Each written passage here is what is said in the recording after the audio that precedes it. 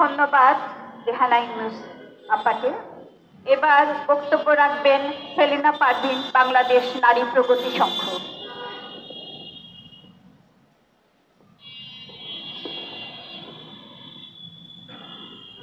উপস্থিত আজকে মানববন্ধনের সভাপতি, সংগ্রামী ভাই ও বোনেরা, পথচারী যারা আপনারা আছেন, সাংবাদিক বন্ধুরা, আমরা আজকে এখানে একত্রিত হয়েছি খাগড়াছড়ির ঘটনাকে কেন্দ্র করে।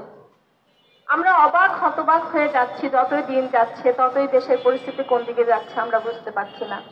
আজ আমরা কেউ নিরাপদ না, দেশ অশান্ত, যতই দিন যাচ্ছে নারী সমাজের উপর নির্যাতন নিপীড়ন বেড়েই চলছে।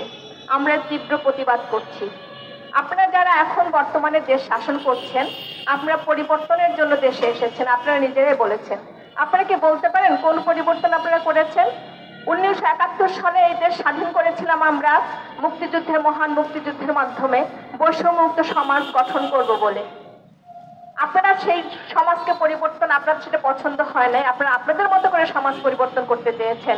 আমরা স্বাগত জানাই আপনাদেরকে, যদি আপনারা সেটা তৈরি, সেই সমাজ আমাদেরকে উপহার দিতে পারতেন।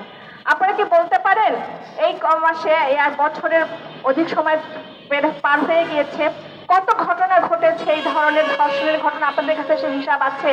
জানি না আছে কিনা, আমরা আসলে হিসাব রাখতে এখন আর পারি না। প্রতিনিয়ত সংবাদপত্রে দেখি, প্রতিনিয়ত এই ঘটনাগুলো ঘটছে। অনেক ঘটনায় সংবাদপত্রে আসে না, যেগুলো সংবাদপত্রে আসে এবং আলোচিত ঘটনা, সেগুলো নিয়ে আমরা পথে নামি, সেগুলো নিয়ে আমরা প্রতিবাদ করি। কিন্তু এই প্রতিবাদের ভাষা আসলে আমরা এটার সমাধান কিভাবে আমরা জানি না। আজকে আপনারা যারা এখানে, আমরা যারা উপস্থিত আছি, আমরা আপনাদেরকে বলতে চাই, এই দেশ আমাদের, আমরা এদেশের নাগরিক, এদেশে স্বাধীনভাবে বসবাস করার অধিকার আমাদের আছে, কারণ মুক্তিযুদ্ধের মাধ্যমে আমরা দেশটাকে পেয়েছি, সেখানে আমাদের অবদান ছিল। আমরা শান্তিপূর্ণভাবে বাস করতে চাই, আমরা নিরাপত্তা চাই।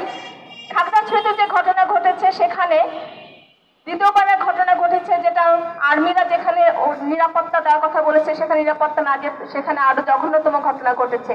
একটা ঘটনাকে কেন্দ্র করে সেখানে পরিবেশ উত্তাল হয়ে উঠেছে। আমরা এই চিত্র দেখতে চাই না।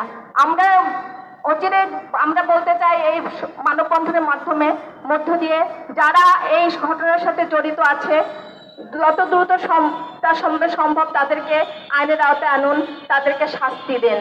আমি বাংলাদেশ নারী প্রগতি সংঘের পক্ষ থেকে মহিলা পরিষদের সাথে এই প্রতিবাদের একাত্মতা ঘোষণা করছি। ধন্যবাদ সবাইকে।